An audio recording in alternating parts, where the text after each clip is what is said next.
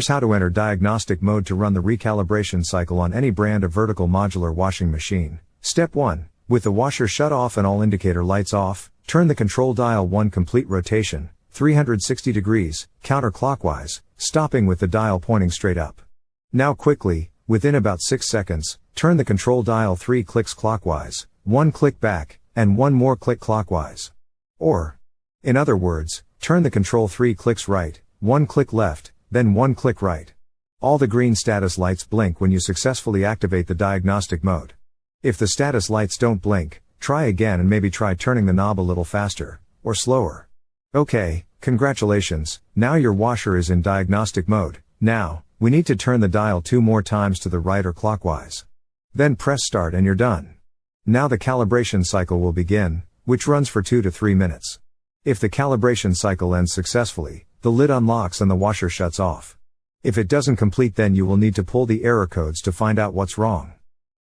Here's how to enter diagnostic mode to retrieve error codes on any brand of vertical modular washing machine. Step 1. With the washer shut off and all indicator lights off, turn the control dial 1 complete rotation, 360 degrees, counterclockwise, stopping with the dial pointing straight up. Now quickly, within about 6 seconds, turn the control dial 3 clicks clockwise, 1 click back, and 1 more click clockwise. Or, in other words, turn the control 3 clicks right, 1 click left, then 1 click right. All the green status lights blink when you successfully activate the diagnostic mode.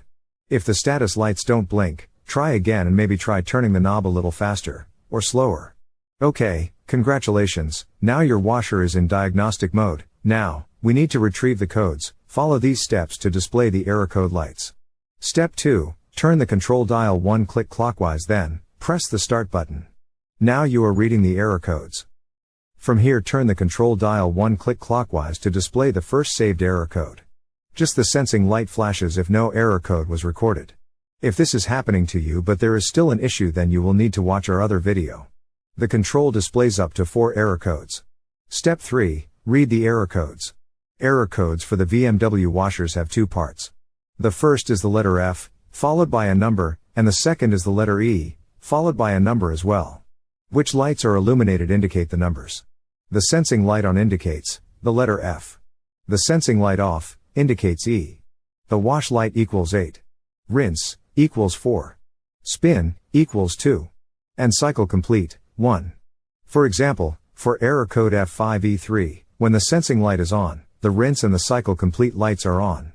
Adding all 3 together equals 5. This means the first part of the code is F5. Then, on the other flash of lights, the sensing light is off, but the spin and the cycle complete lights are on. Adding them together makes 3. The second part of the code would be E3. That's one code. The same error code flashes repeatedly, until you turn the dial 1 click clockwise, to show the next error code. Turn the dial again and see if you have any other codes. If there is no more codes, then you're done. To exit diagnostic mode, turn the washer off. Now, you have your error code. Use these images in this video to look up your error codes. Look in your washer repair manual, or just Google top load washer error code and enter the code, and it should come up no problem. Now you know the problem and what's causing your washer to not work. Now it's time to find the parts needed fast and cheap. Watch our next video for the quick tutorial on how to do this.